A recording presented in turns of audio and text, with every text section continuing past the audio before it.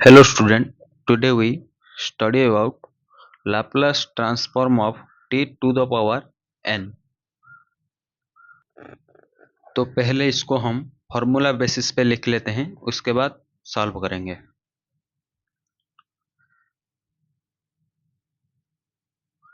Solution Laplace transform of t to the power n equal to integrate 0 to infinity e to the power minus st into t to the power n dt। यहाँ पर हम st को x लेंगे। Put st equal to x, that implies t equal to हो जाएगा x by s and differentiate with respect to x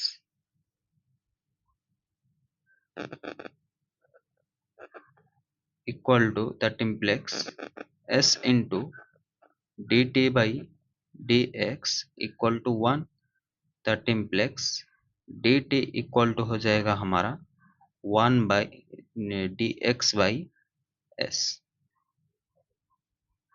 इतना समझ में आया। अब dt का वैल्यू और t का वैल्यू अब हम इसी इक्वेशन में पुट करेंगे। Therefore Laplace transform of t to the power n equals to integrate 0 to infinity e to the power minus x into x by s to the power n into dx by s equal to integrate 0 to infinity e to the power minus x into x to the power n by s to the power n into dx by s equal to, यहाँ पर हम constant को बाहर निकाल लेंगे s to the power n और s को हम बाहर निकाल लेंगे क्योंकि ये दोनों कांस्टेंट हैं। Equal to 1 by s power n into s integrate 0 to infinity e to the power minus x into x to the power n dx equal to 1 by s to the power n into s root over n plus 1। इसका value n plus 1 का root over, क्योंकि यहाँ पर एक direct formula apply हुआ है जिसको beta formula बोला जाता है। मैं लिख लेता हूँ इन बीटा फार्मूला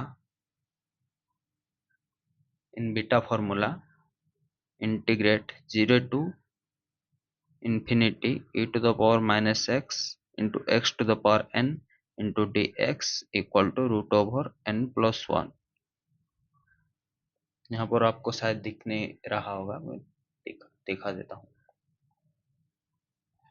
ओके, ये होता है हमारा बीटा फार्मूला। इसको हम डायरेक्टली यहाँ पर अप्लाई किए।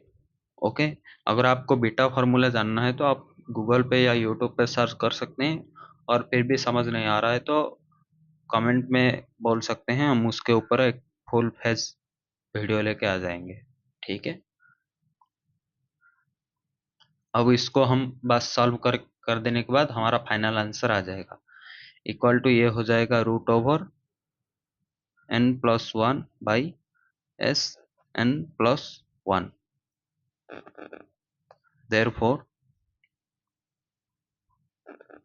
Laplace transform of t to the power n equals to n plus 1 का root over by s n plus 1। इसको हम फैक्टर के माध्यम से भी लिख सकते हैं। That implies Laplace transform of t to the power n equals to n factor by s n plus 1।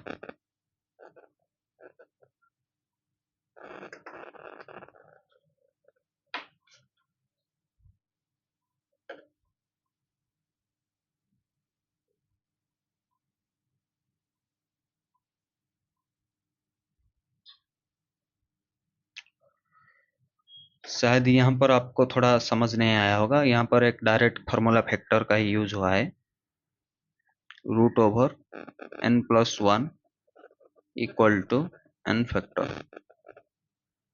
यहाँ पर एक डायरेक्ट फार्मूला यूज हुआ है जो कि हम एक पूरा सॉल्व करने के लिए यूज किए।